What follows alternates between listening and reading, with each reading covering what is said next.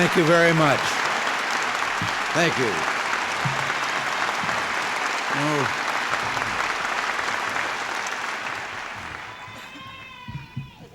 Thank you, Bishop Cummins, Madam Mayor, a distinguished guest here on the platform, and I thank all of you very much for your most warm welcome.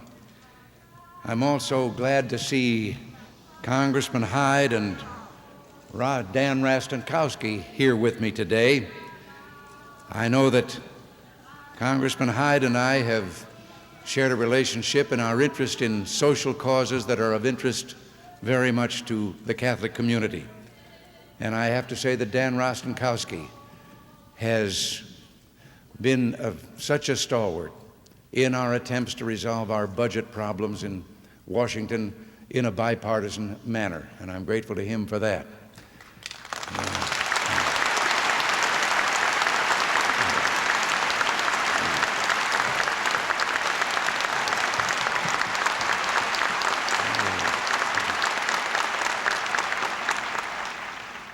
Before I begin talking about some of the things that I think are of immediate concern to you in this kind of a meeting, could I just say to those who obviously and very sincerely are motivated by a deep desire for peace in the world, that I share that desire.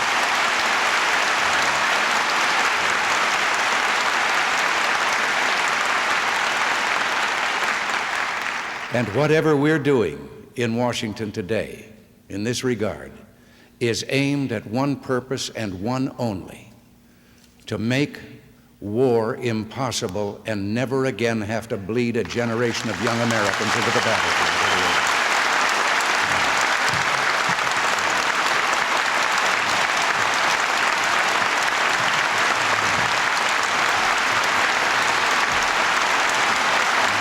Thank you very much.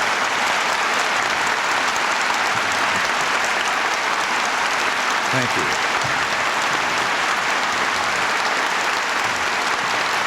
Thank you very much.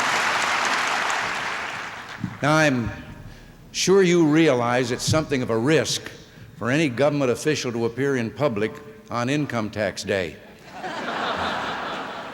And I'm delighted to have this opportunity to be among leaders and educators in the Catholic community, a community of Americans who have done so much to bring sustenance and fulfillment to people around the world.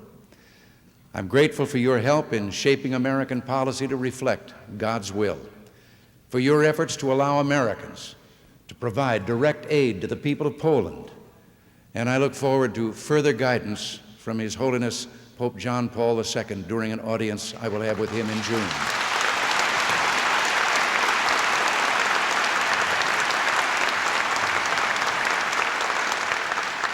But I have come to speak with you today about other subjects of mutual concern, about the strength and the future of American families, about the education of their children, and about the increasing strains placed on both by current levels of taxation. I believe that working Americans are overtaxed and underappreciated. And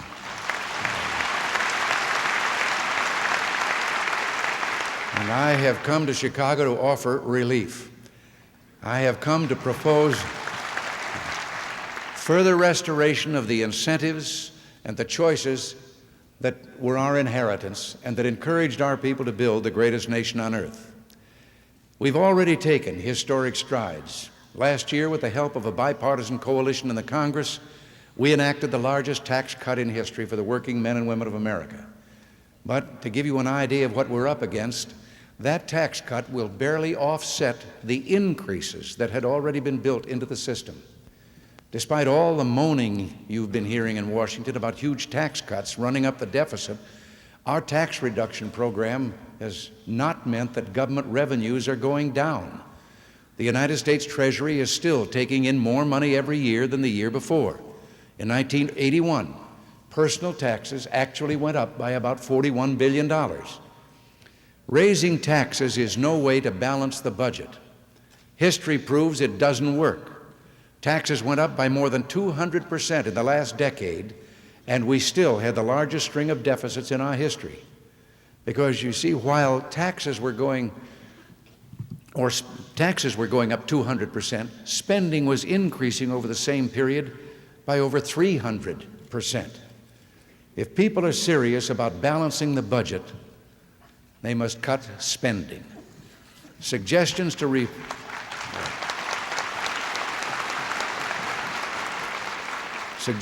repeal the third year of our tax cut would stifle our recovery and hike the tax bill for working families. I believe the working families you see every day are already weary and overburdened. So I've come to Chicago to propose another tax bill that will allow them to keep a little more of their own money. I have come to propose a tuition tax credit for parents.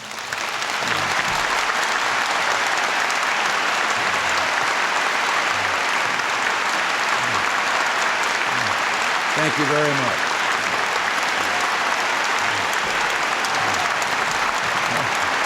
Thank you. Thank you.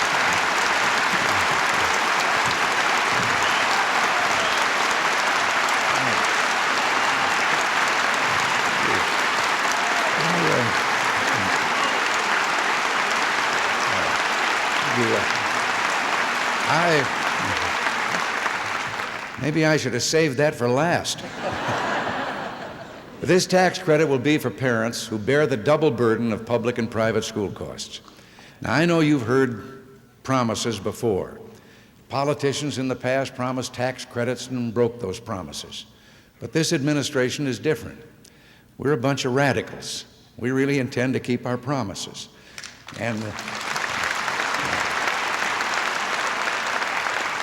And we intend to act on the will of the people. In 1980, while campaigning, I promised to base this administration's policies on the primacy of parental rights and responsibility. I pledged to expand education opportunities by supporting a tuition tax credit plan that would permit parents to take a credit on their income tax for each child they have in private school. Now today, as your president, I keep that pledge. I'm pleased to announce that after consulting with congressional leaders, we will send to the Congress later this spring draft legislation to be known as the Educational and Opportunity Equity Act. Our bill will be aimed at the middle and lower income working families who now bear the double burden of taxes and tuition, while still paying local taxes to support the public schools.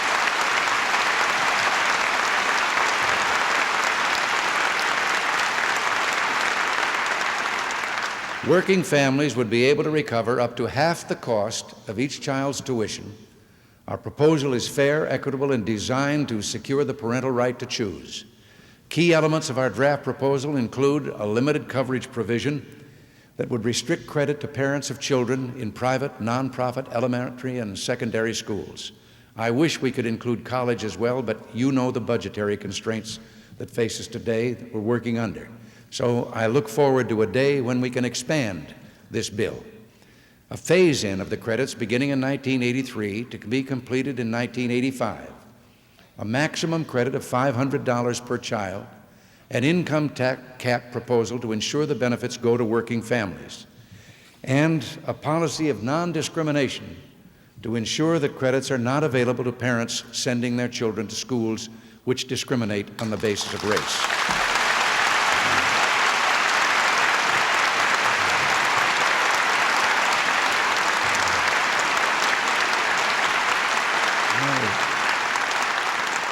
Now, it's important to understand that we do not propose aid to schools. This bill will provide direct benefit to individuals. It's proposed as a matter of tax equity for working, tax-paying citizens. We don't seek to aid the rich, but those lower and middle-income taxpayers who are most strapped by inflation, oppressive taxation, and the recession that grips us all. I'd like to think that we're offering help to the inner-city child who faces a world of drugs and crime.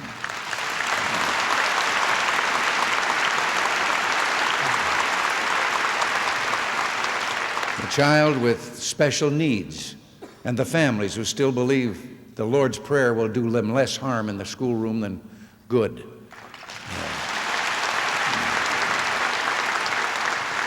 In 1979, a majority of all parents who had children in private elementary and secondary schools had incomes of $25,000 or less. Secondary school parents pay average tuition costs of $900, while also supporting their community public schools through local taxes. Our proposal is intended to relieve, as I've said before, that dual financial burden threatening to usurp the traditional right of parents to direct the education of their children. Now today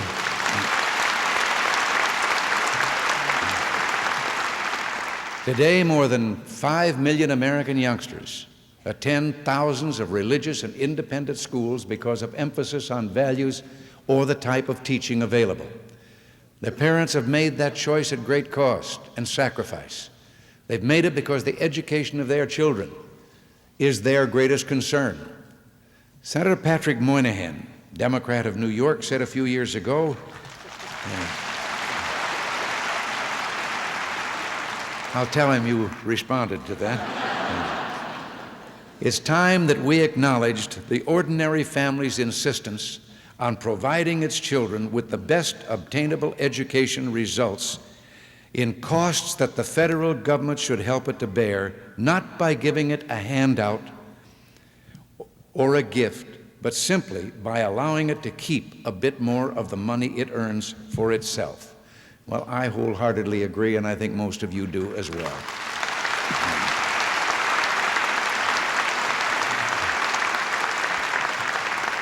At the same time, we must recognize that America today faces real fiscal difficulties which cannot be ignored in scaling and shaping the tuition tax credit proposal that we're making. Our responsibility as parents and citizens requires no less of us. It's no accident that we, who are the freest people on earth, have an educational system unrivaled in the history of civilization. We know that knowledge and freedom are inseparable, and we also acknowledge the right of every individual to both. They cannot be arbitrarily apportioned according to race, station, or class. The Pledge of Allegiance, now missing from too many of our classrooms, concludes with the affirmation that we are one nation under God, with liberty and justice for all.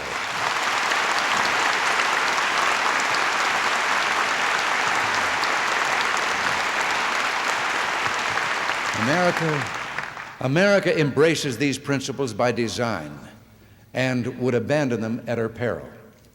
Private education is no divisive threat to our system of education. It is an important part of it. Our public schools offer quality education to our children and to the heart of our communities. We must ensure that their classrooms continue to provide the finest education possible. But alternatives to public education tend to strengthen public education. Taken together,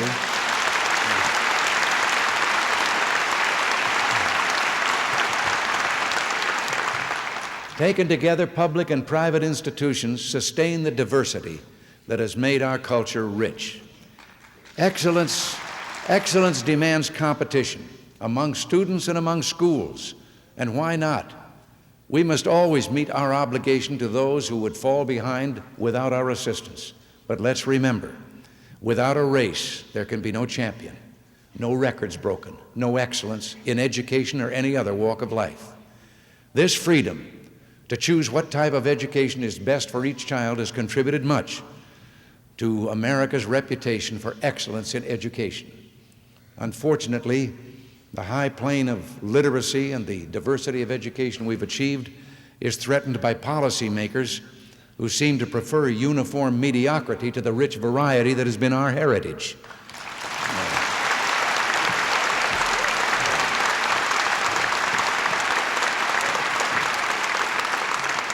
As competition has lessened, so has quality. As taxes and inflation have ballooned, choices have evaporated. Together, we must restore the pluralism that has always been the strength of our society. Our leaders must remember that education doesn't begin with some isolated bureaucrat in Washington.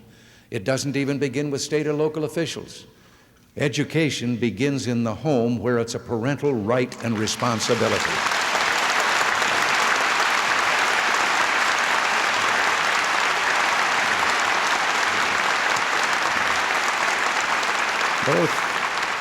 Both our public and our private schools exist to aid our families in the instruction of our children. And it's time some people back in Washington stopped acting as if family wishes were only getting in the way. Train up a child in the way he should go, Solomon wrote, and when he's old, he will not depart from it. That is the God-given responsibility of each parent, the compact with each teacher, and the trust of every child. This city of Chicago is a good example of the strength that pluralism and freedom of choice have provided our people. Chicago has long been a magnet for immigrants who have come to this country to make a better life. For them, education was not simply another part of American society. It was the key that opened the golden door. It was the best path to progress for their families. And it's been an indispensable part of the growth of our nation and the prosperity of all our people. Many of your Catholic schools were first opened to serve these new Americans. Today, generations later, they serve other Americans who find themselves at a disadvantage. The nation's largest black Catholic school stands in the middle of one of Chicago's poorest neighborhoods. It imposes strict academic and religious requirements, and yet it still receives 1,000 more applicants a year than it can accept. Such statistics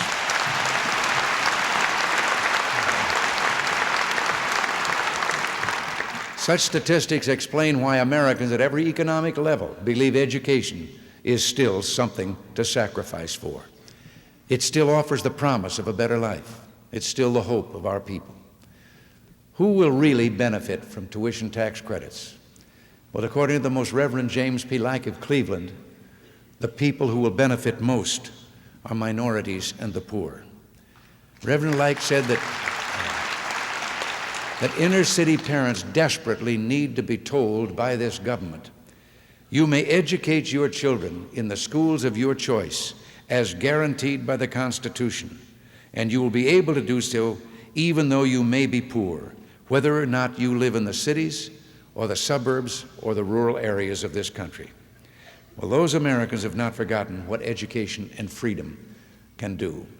They know that freedom is the only truly essential possession we have, and education is freedom's guide.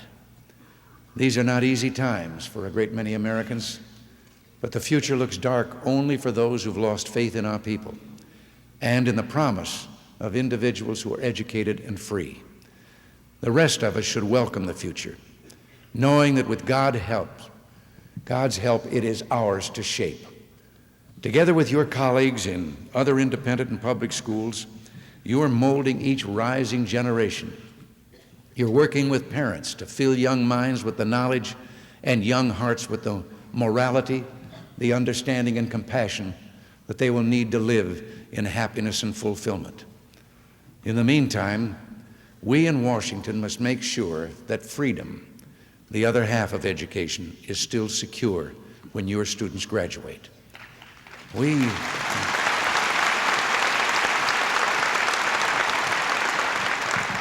must make sure that the incentives to use their education are not destroyed by oppressive taxation. We must be sure the federal government doesn't soak up the lion's share of our gross national product, that regulations don't choke off technology, and that interest rates don't ruin the dream of self-employment. As your boys and girls become adults and they marry, we must have an economy which will permit them to own their own homes. The values of work and family and neighborhood must not become things of the past. A job must be there for every American who wants one, and inflation must be controlled so that wages have real meaning. And after your students have spent their lives turning your theories into reality, earning a living and providing for their families, we must have a society that will reward them with security. In short, we must end the excessive taxes and spending that has wrecked our economy and mocks the ambition of our poor and middle classes. We must open the way for more productivity and more employment. We must generate new jobs and new opportunities for all our citizens. At the same time, we must realize there are some among us who cannot help themselves. Our hungry must be fed, Our elderly must be cared for.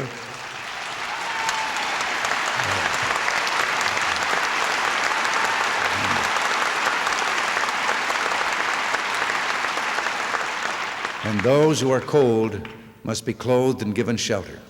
No one must be left behind in our drive for progress.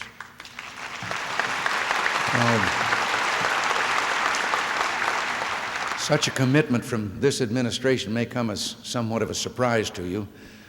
If I didn't know better and believed all the wailing going on in Washington, I'd be confused as well. But let me set the record straight. Our massive budget cuts have only reduced the size of the increase in federal spending to less than it was the previous year. Or I should say, forgive me, we have never proposed reducing federal spending to less than it was the previous year.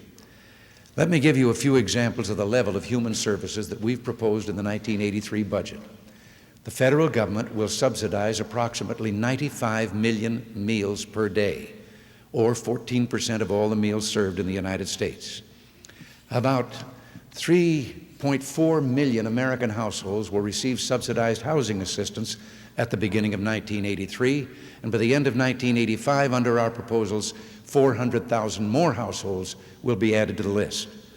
In all, federal programs will provide over $12 billion to education aid to students, and this amount will provide for 7 million grants and loans, giving assistance to almost half of all the students in the country who will enroll in college during the next school year.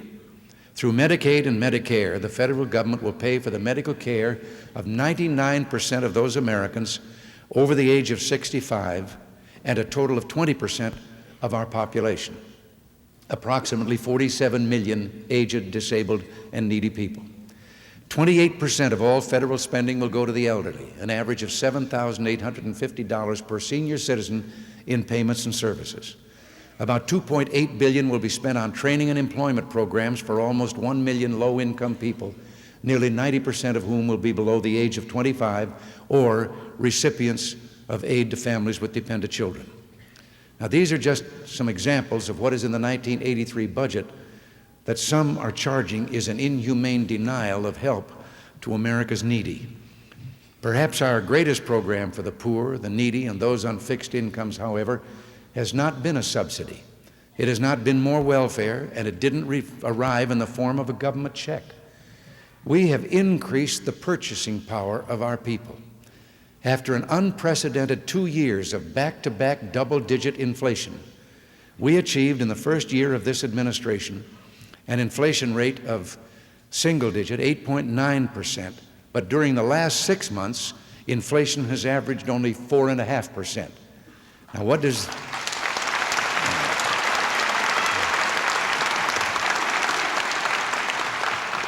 does that mean in purchasing power?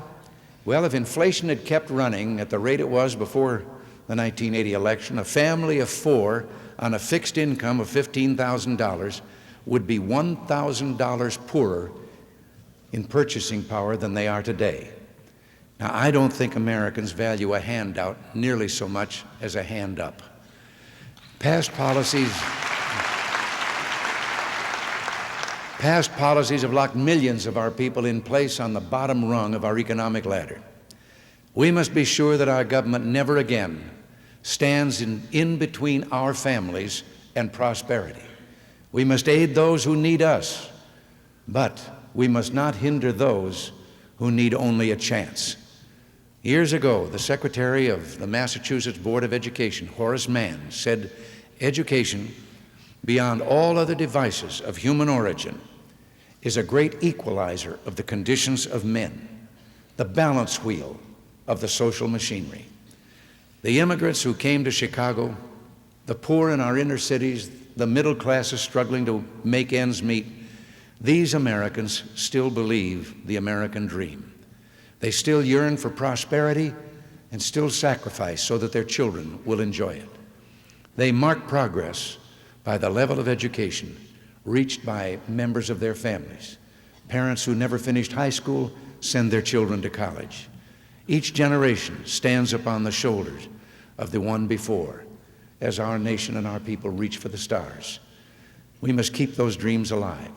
We must provide the learning, shape the understanding, and encourage the spirit each generation will need to discover, to create, and to improve the lot of man.